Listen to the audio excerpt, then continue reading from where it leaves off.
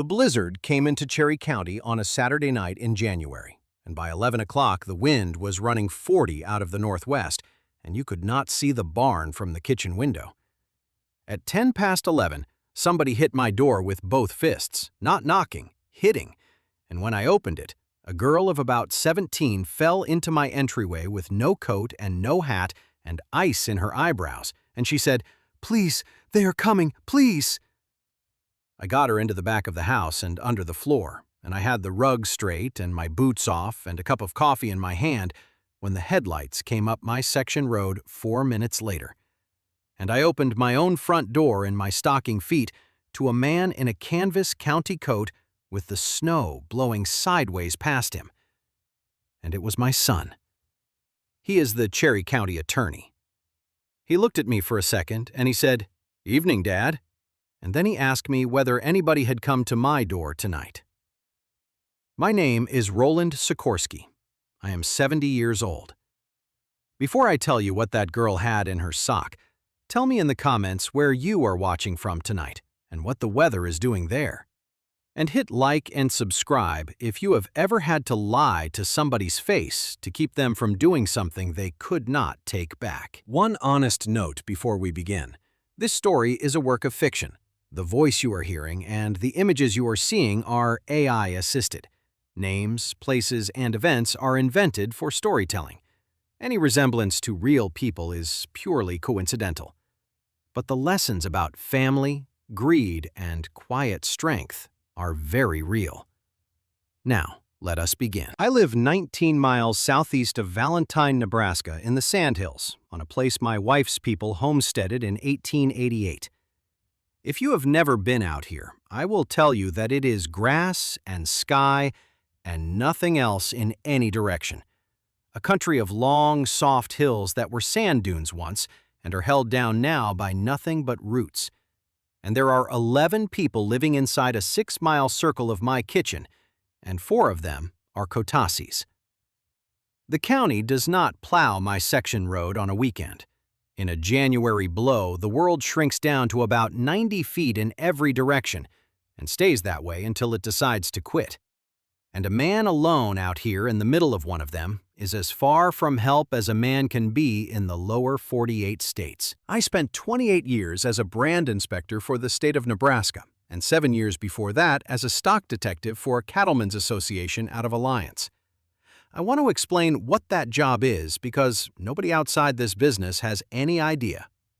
When cattle change hands in this state, somebody has to stand in the alley in the cold and read the iron on their hip and compare it against a piece of paper and decide whether the man selling them actually owns them. That is the entire job. 35 years of one question asked 10,000 times. Whose is this? And can you prove it? I have taken hides off dead cows and read a brand from the inside of the skin where a running iron had been laid over the top of it. And I have sat in courtrooms in 6 counties explaining to juries what a blotched brand looks like under a light. I retired the badge in 2011 and ran my own cows after that, and I am still running about 90 head, and everybody around here thinks of me as an old man with a bad hip and some yearlings. My wife Ludmila died in April of 1995. Ovarian, and it was fast. And it was 30 years ago this spring, and I have not remarried and never seriously considered it. We had one child. Dorsey was born in 1980, and he is 45 years old, and he has been the county attorney here for 6 years, which is a thing I was proud of in a way I did not have language for. A Sikorski from a Sandhill ranch standing up in the courthouse in Valentine. He married a woman named Verna in 2009. She is a land agent. She does acquisitions for outfits out of Omaha and Denver, and she is very good at what she does. And I have never once in 16 years finished a conversation with her that I started. Dorsey used to come out on Sundays. It got to be every other Sunday, and then once a month, and this last year it was 3 times total, and 2 of those were about business. In October, I left him a voice message about Thanksgiving, and he never called back, and I told myself the county attorney of a place this size is a busy man, and I almost believed it.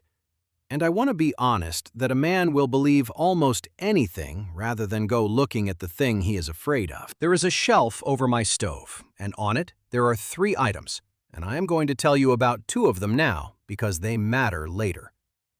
The first is my last tally book from the brand committee, a green cardboard field book with the spine gone soft, the one I was carrying the day I turned in the badge in 2011. There is nothing in it. I have kept it 14 years for no reason I could defend.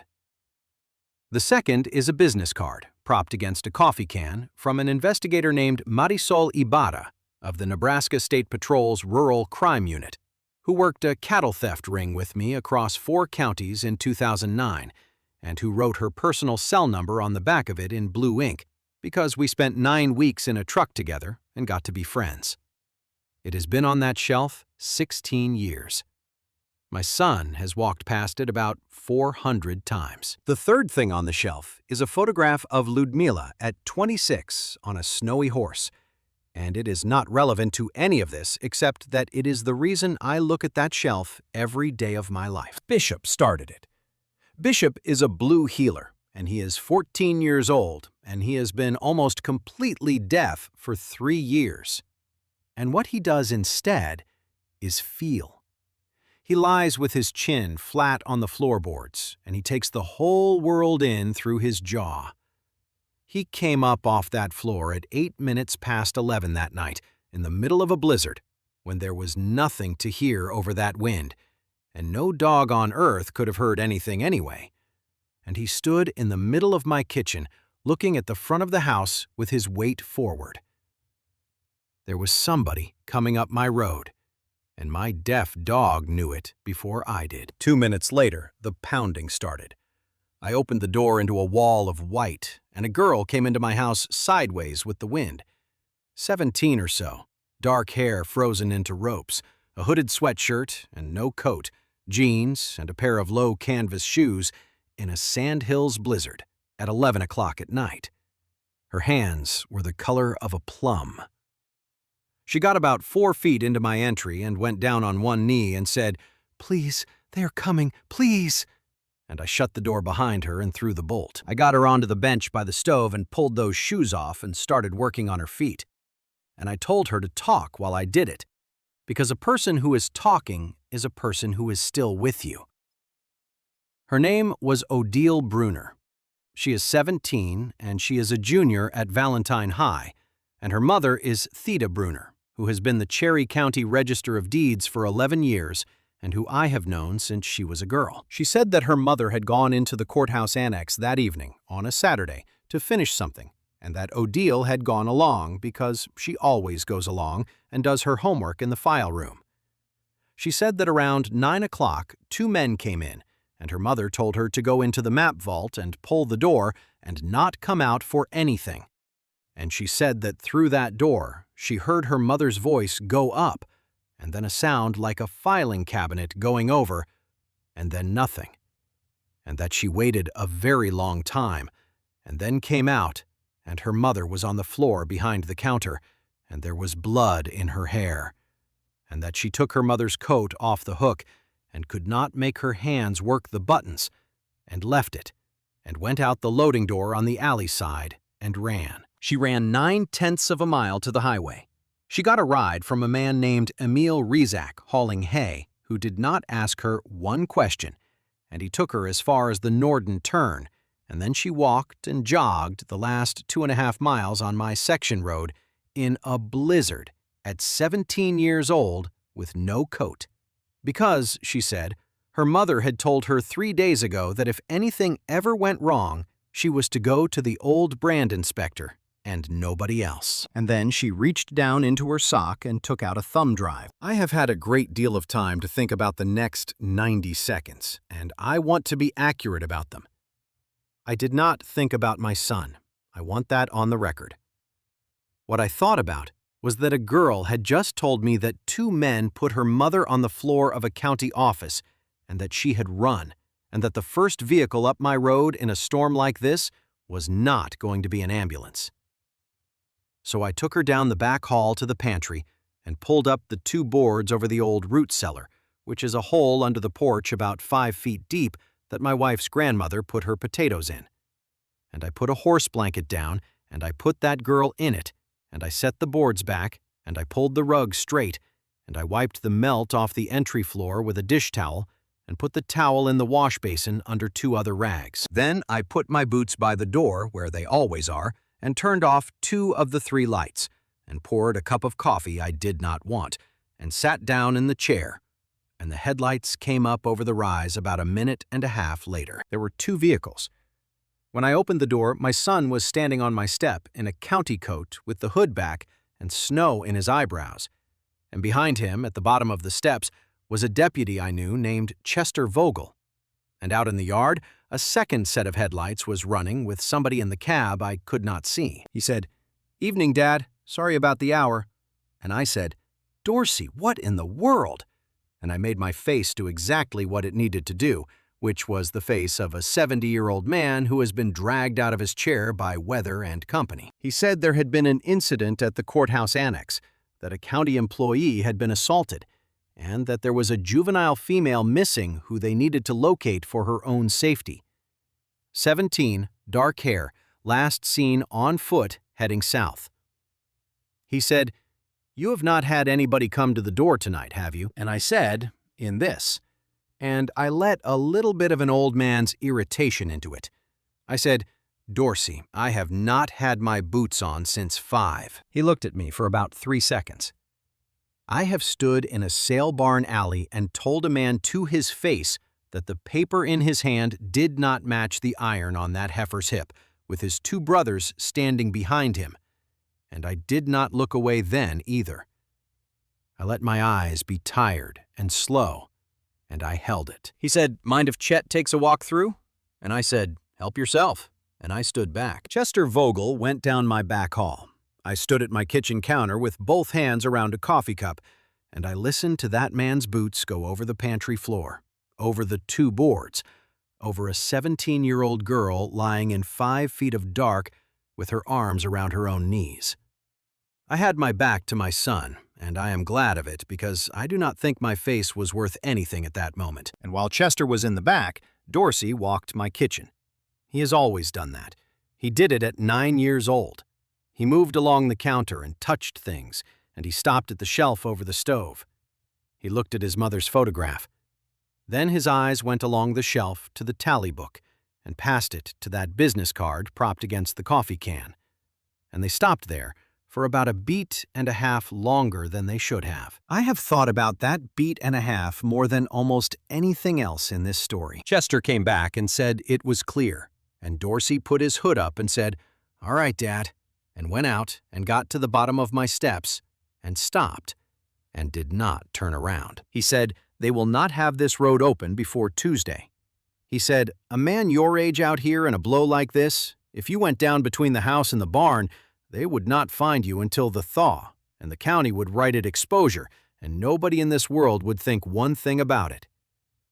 He said it in a completely ordinary voice, with his back to me, with snow going past him sideways, the way you would tell a man his gate was open. Then he said, "Get some sleep," and walked to the truck. I stood in my open door until both sets of lights went back over the rise. Then I shut it and threw the bolt, and stood there with my hand flat on the wood. And I want to tell you what I felt. And it was not fear, and it was not even grief yet. It was a kind of cold, clean quiet. The way it goes in your head about 4 seconds after you have made a decision that you know you are not going to take back. I got Odile out from under the floor. She was shaking so hard she could not hold the cup I gave her, so I held it. She asked me if he was gone, and I said he was. And then she asked me the question I had been dreading since I opened that door, which was, who was that man? And I told her the truth. Because a girl who has run 4 miles through a blizzard on her mother's instruction is owed the truth. I said, "That is my son." She did not say anything for a while. Then she said, "My mom said, go to the old brand inspector and nobody else." And I said, "Your mother was right," and I meant it. And that is the strangest sentence I have ever said in my life. We put the thumb drive and my laptop at the kitchen table at midnight. Theda Bruner had organized it the way a woman who has run a deeds office for 11 years organizes things, which is to say, perfectly. There were 4 folders, and the 4th one was named with my name on it, Sikorski, R.J. Inside it, there was a scan of an instrument dated the 14th of November, 1994.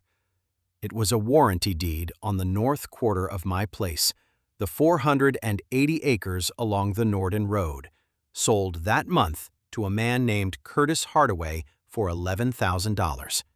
And attached to it, on the same page in the reservations paragraph, was a reservation of all water and irrigation rights appurtenant to the described premises, together with a perpetual right of first refusal upon any water or irrigation rights appurtenant to the grantor's remaining contiguous holdings. And at the bottom of that page, there was my signature. And I want to say this as plainly as I know how.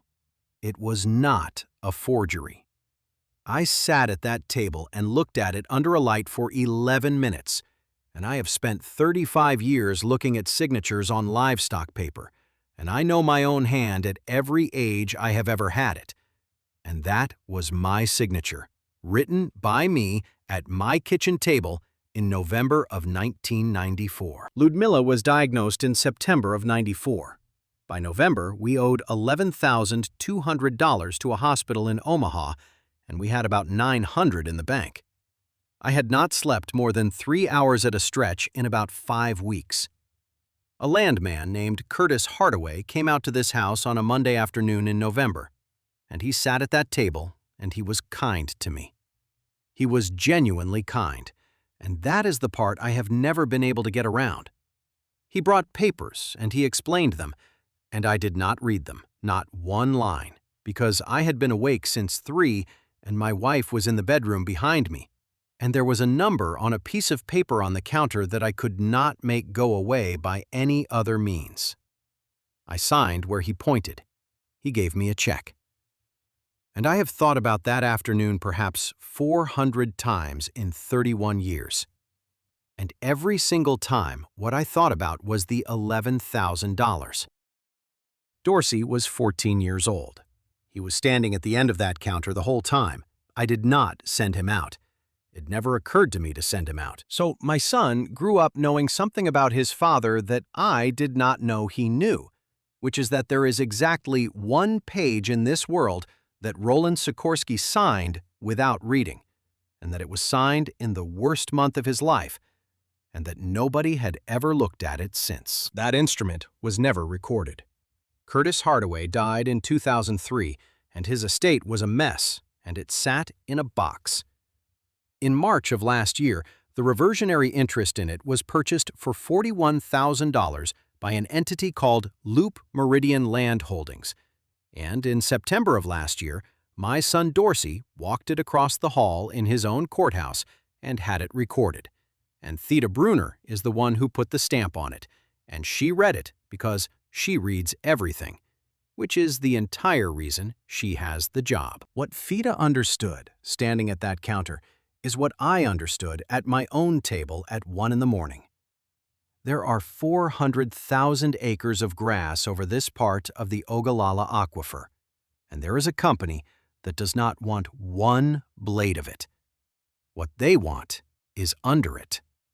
A perpetual right of first refusal on the water appurtenant to my remaining contiguous holdings covers 3,100 acres, and it covers, because of the way the county's certified irrigation acres are allotted, the ability to move that allocation off this ground and sell it to a corn operation east of here for something north of $4 million. And the reason it is worth $4 million to them is that they do not have to buy the ranch. They only have to buy the water off it and leave an old man his grass and let him die on a dry place. Loop Meridian Land Holdings has a registered agent in Omaha. Verna Sikorski has been listed as an acquisition consultant for them since 2022. The other 3 folders on that drive were the same story on other people. Ludvina Kotas, 81, 3 miles east, who signed something in the spring of 2023. Emil Rizak's uncle. A man named Fontenot down on the Snake River. 4 old ranchers and one common thread, which is that in each of those files there was a piece of paper that nobody in the family had ever read, and a county attorney's office that did not investigate it, and a county board that granted the transfer. I drove to Ludvina Kotas's place at 7 the next morning, through a 1.5 feet of new snow, with a girl in my truck and a deaf dog on the seat between us, because you cannot leave a 17-year-old alone in a house that a man has just described to you as a good place to die. Ludvina met us at the door and looked at my face and started crying before I said one word. She sat us down and told us that in April of 2023, my son had come out to her place in his county car in the middle of a weekday and had explained to her, very calmly, that her grandson Alec had a matter from 4 years back out of Rock County that had been settled and paid, and that these things had a way of being looked at again if the right person went looking. And then he put a paper in front of her, and she signed it. And she said, "Roland, he told me that if I ever said one word to you about it, he would have to deal with you directly." And I knew exactly what he meant by that. And I have sat in this house for 2 years, hating myself. I asked her why she never told me. She said because I was keeping you safe. And that is the sentence out of the whole business that I still cannot put down. There were 4 people inside a 6-mile circle of my kitchen, carrying that thing alone for 2 years, in silence, out of consideration for me. I called Marisol Ibarra from Ludvina's kitchen at 9:20 in the morning off that card that had been sitting on my shelf for 16 years. She is a captain now, out of the Lincoln office. She picked up on the 3rd ring and said my name like it had been 15 minutes instead of 15 years. And then she listened without interrupting for 11 minutes. And at the end of it, she asked me 3 questions in a row. And the 3rd one was, "Roland, does he know that you know?" I said he suspects. I said he looked at your card on my shelf last night for longer than a man looks at a card. She was quiet for about 2 seconds, and then she said, "Do not go home." Theda Bruner was alive. That is the thing I had been carrying since 11 o'clock the night before, and did not let myself put down until Ibarra called back at 11:40 that morning. A janitor found her at 6:20 in the morning when he came in to do the annex floors. Skull fracture, bleed on the brain, surgery at Rapid City, and she was in a coma for 9 days, and she came out of it on the 10th.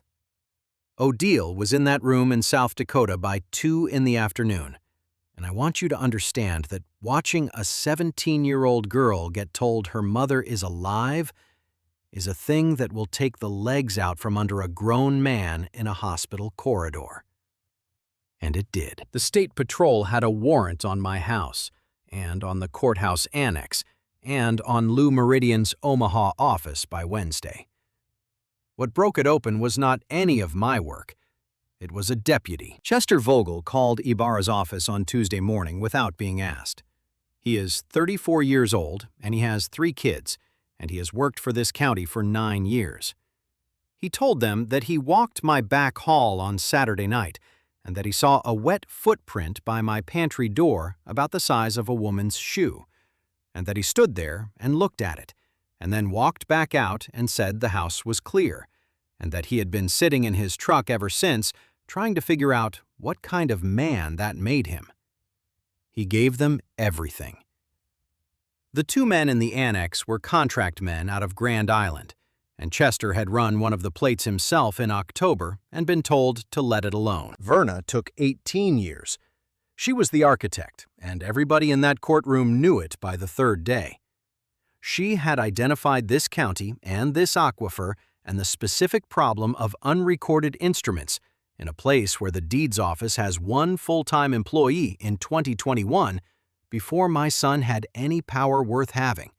and she had gone looking for the counties where the prosecutor was a local boy with a ranch family and a long memory. She did not marry Dorsey to get here.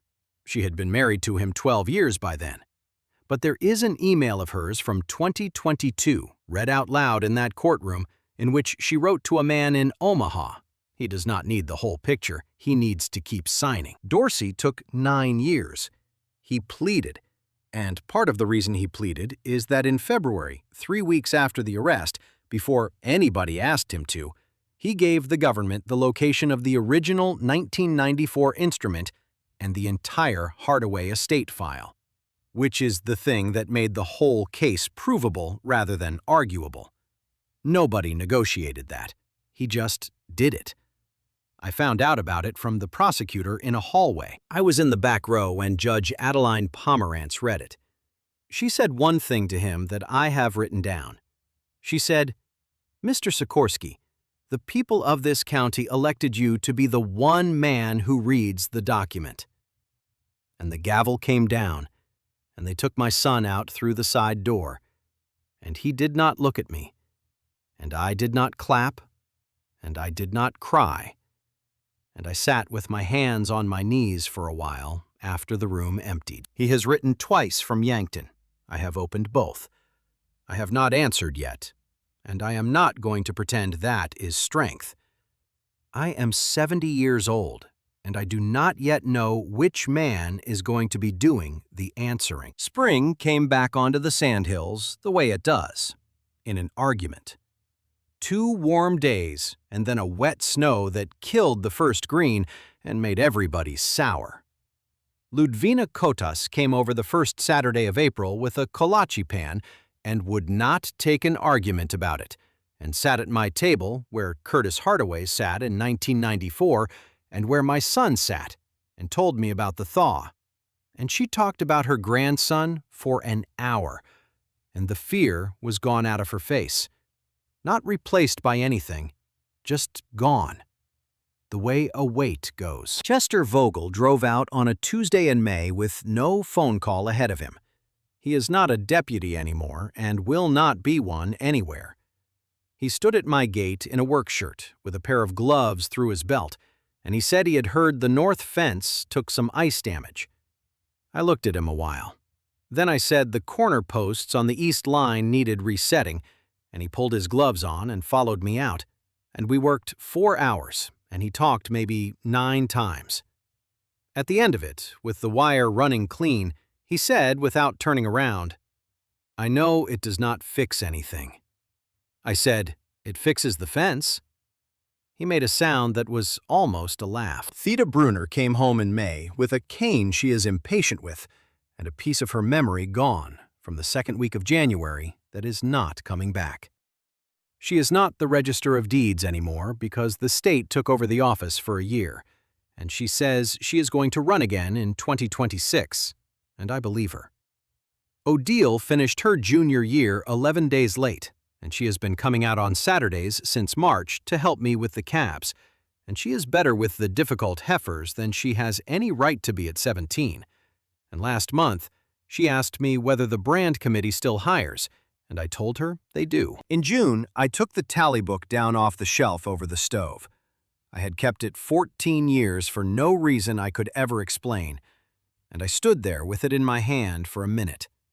And then I opened the drawer under the shelf and set it inside and shut the drawer. I left Marisol Ibarra's card exactly where it is. That one has more work in it yet. This is a work of fiction, and the voice you have been listening to is not a living man. But the lesson under it is as real as cold wire and old paper. I asked one question for a living for 35 years. Whose is this, and can you prove it? I asked it of every man who ever backed a trailer up to a sale barn in 6 counties, and I was hard about it, and I was right about it, and I made a reputation on it. And on one Monday afternoon in November of 1994, at my own kitchen table, with my wife dying in the next room, and a kind man across from me with a pen, I did not ask it one single time. I signed 480 acres, and everything under 3,000 more without reading a line. And then I spent 31 years believing that the cost of that afternoon was $11,000. It was not. The cost was that my 14-year-old son stood at the end of that counter and learned that there is a page in his father's life with no eyes on it. And he kept that in his pocket for 31 years until he needed it. So read the thing in front of you, especially when you are too tired and too frightened to want to. And if you cannot read it that day, then do not sign it that day, because the paper will still be there tomorrow, and so will the debt. And the only thing that will not still be there is the version of yourself that could have said no. My name is Roland Sikorski, and they buried the wrong man.